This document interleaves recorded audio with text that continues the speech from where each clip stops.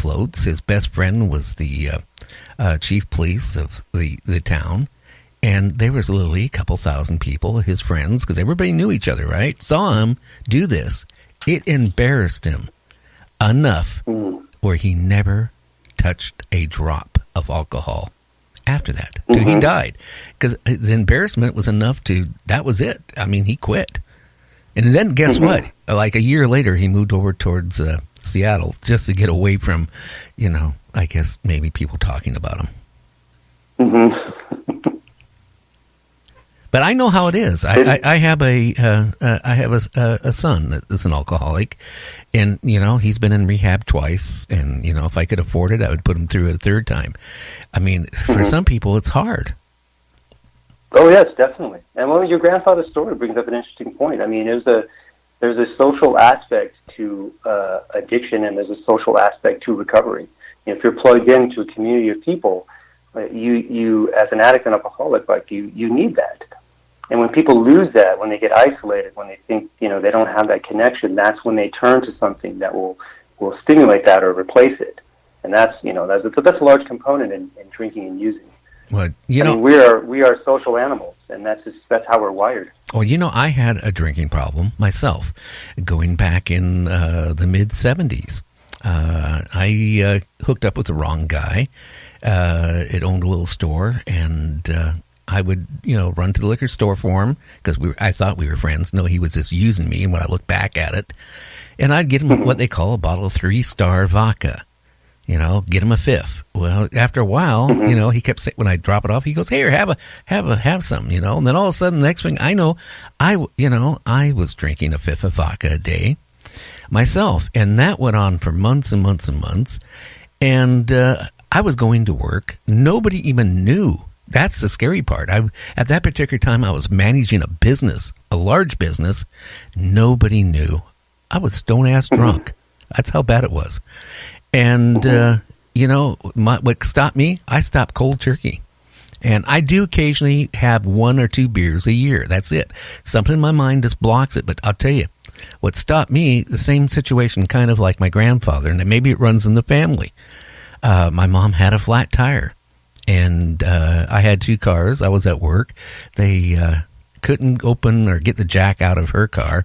So her and the neighbor lady opened up, my trunk, got the jack out. But then they noticed these great big cardboard boxes full of 3-star empty bottles, And again, I grew up in that neighborhood, all my whole life. Everybody knew everybody. Again, I was so embarrassed. And watching my mom cry and all this stuff, I lost all the urge to drink. And now, I'm fat. I'd rather eat than drink. I just, and so I'm proud of you, that you went through rehab and, it's an ongoing thing, if I find myself getting depressed, I stay away from anybody that drinks, and it has worked. Yeah, it is an ongoing thing. It's a day-to-day vigilance. I don't know, for lack of a better word. But it really does come down to what are you, are you going to concentrate on the good things in your life and build those, or are you going to not take care of yourself and, replace that with something unhealthy? Well, you'd see this like you. If it wasn't for you going to rehab, you got your life turned around. You decided you were going to become a writer. You wrote some books. So, hey, I'm proud. You did the right thing. Plus, look at this. You got the storyline of how many people. My one son, has been in rehab a couple times. He said he was scared to death in the rehab home he was in. He said it was really bad with some of the people. Mm-hmm. Yeah, that is not a place I would wish on anybody. It's not a place you want to find yourself. Well, it must have gave you a lot of good storylines, I'll tell you that. You can adapt this person. Oh, this person would make a real good, part of my story. And just change it a little bit. I did notice that I think that's the writer's instinct. The first day I got there, I was kind of taking notes just on people's behavior and snippets of dialogue I overheard. And when I caught myself doing that, I remembered, like, oh, this is what I do. Like, this is what I should be doing. I have to get back to that. So it was really encouraging to see those kinds of instincts coming back once the fog cleared in my head. Oh, wow. So going back to this detective, okay, for 60 years he was traveling everywhere, looking on cases or whatever he was doing. How did he become a vampire in the first place? Or is that a hush-hush, you have to go by the book?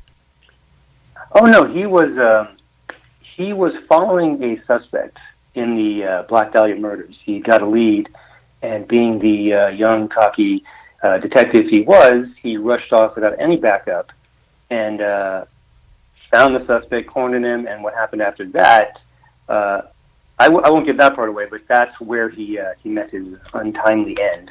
And when he woke up, he found that he'd become a vampire. Oh, wow. So I like the idea that the vampirism is kind of lurking in our blood, and we don't know. It's like addiction. You don't really know who is and who isn't until you get killed, and he got killed and found out that, yeah, he was a vampire. Unfortunately, out there is some occults out there in that. So, how can I say it? I mean, the ones I've talked to have been the ones where, they have friends donating blood. But I still think there is some groups out there that still, look for blood in other ways. And that's what kind of scares me. And that kind of makes them a true vampire, I think. Yes. Yeah, it's some of the stuff is, what's the phrase? Truth is stranger than fiction. So the more I read into this community and the more I learn as I go along, the weirder it gets. Which is good for me. It's a lot of inspiration for the books. But yes, the world is a vast and strange place. Oh, yeah. And, the older you get, the more you realize it, too. Now, from that book, what other books have you been doing or working on? And what are they? Are they still into, the horror, vampire type of things? Or what are they into? Oh, yeah. I wrote the second book in the series. Came out about a year and a half ago. It's called Darkness of the Spirit, and in the first book you see this magical drug called pixie dust, which is just wreaking havoc on the streets. And so in the second book, book 2, we go back in time a few years and we follow the guy who created that drug. He's a fairy character, and so in my books the fairies are the ones who are the drug dealers and the drug makers, because they have the magic, and he unleashes this drug on the streets that caused us all the problems of the first book. So we kind of go back and find out what brought us to that, and we learn more about that murder in the first book. There's more to it than even Jack thought. Oh, wow. Okay, and then how many books at this point have you written at this point? Well, I've written 2 out in this book, in this series, I mean. The third one is just about ready to go. And the series itself will have 13 books when it's completed. Oh, wow. So they just go like continue on, or is it different stories on each one, or how's it going to play out? There's four main characters in the series: Jack Strayhorn, the vampire. There's a fairy character, a witch, and a werewolf, and they all have their own backstories, but they all meet together to fight a common enemy. So each book kind of has its self-contained story, but then all of them are following a wider arc of the entire series. So they're all tied into each other. Oh, wow. So how's your book sales doing on, because it sounds really interesting. You should have sent me one. I would have read it. I think about that. Yeah. Yeah. Cause I'm really into any of this type of stuff. So otherwise I wouldn't be doing a paranormal talk show, would I? True. I'll put one in the mail for you. I think you'll like it. Oh, great. So, so you've been writing books now. How many years ago did you start this first book? I started the first one about, with the original idea in rehab, as I said, that was 7 years ago. And it took me a couple years to get the first first book finished. But on and off, it's been 7 years on this whole series, and just picking up speed and learning how to write these books and be a better writer, and be getting the time together to commit to it. It's been a growing process for me through these books, and they've really become. They started out as a lifeline in recovery. I was writing that first book just to stay sober and save my life, which it did. And after that, it's been a growth as a professional writer. So every book I learn more. Every year I learn more about how to do this better, how to be more disciplined, how to reach people. So it's been. I mean, I'm having a blast doing it. But yeah, it's been a long journey. Yeah, you know what I find, Thomas, is the people who call up and say, "Hey, I just wrote this book," and I interview them on the phone before I make the decision, if I'm going to bring them on or not. At least a lot of people, and I'll say, "Well, how long did it take you to write the book?" And they said, "Oh, about 10 days." And I said, "Well, how many page book is it?" "Oh, it's about 170 some pages." "And you wrote it in 10 days?" "Yeah." "Okay." I'm just wondering. I mean, I don't know how many people could write a book in 10 days. I don't really think you can you? I think with a tremendous bout of inspiration and no sleep, perhaps you could get it done.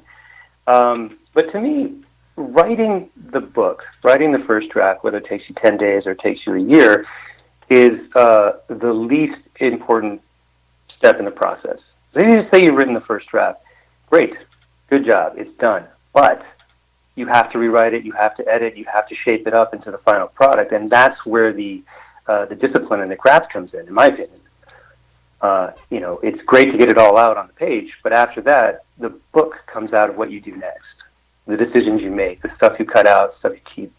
That really is the writing of the book that I think people who have a rather romantic view of writing books don't actually focus on. Yeah, I think a lot of people don't realize that. They think they just can sit down and write a book. I've actually talked to people that I guess Amazon has it now. You can actually write a book, download it, right? And as people want to buy it, they print it up and ship it out. And this is, a book. It looks professional. But I'm just wondering, some of these people I talk to, they write a book in a week. And, and then I talk to them, I go, "Well, how many books have you sold?" "None." Now, I actually had a guest on this show, seriously, talking about like the Walking Dead type of, thing. And, he said he wrote a book, it's been available for a year. Well, then we started talking, he wouldn't talk about his book at all. Nothing. I mean, he flat out said, "Well, I don't want to give it away." Anything about it. Then I finally started sweating, after about 10, 15 minutes. I mean, this guy isn't saying anything. And I said, "Well, how many books have you sold?" And he goes, "None." Well, I guess that's, if you get on a national, well, actually we're on worldwide show, and you don't want to talk about your book, and then you figure you're going to get on here and you're going to sell your book. If you won't even say the basic about it, it's not going to do you any good. It's not going to do me any good, I'll tell you that much.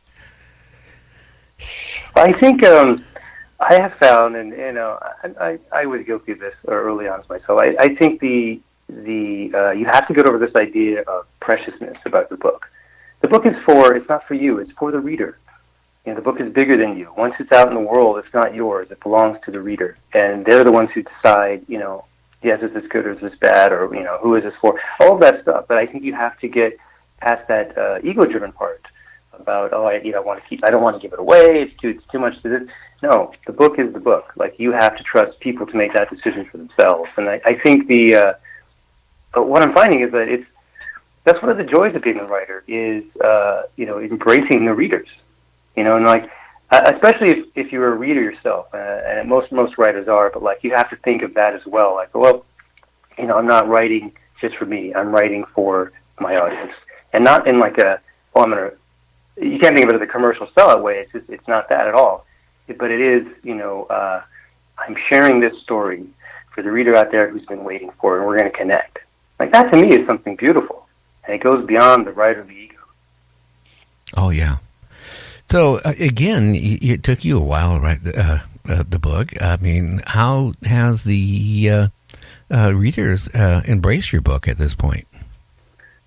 Well, we're picking up speed, reaching a lot more people, and I've gotten a lot of positive feedback, and people who are just, they're blown away by the concept of the vampires and Alcoholics Anonymous. They think it's very unique, and they're having a good time with the character, and I've really been blown away by the response.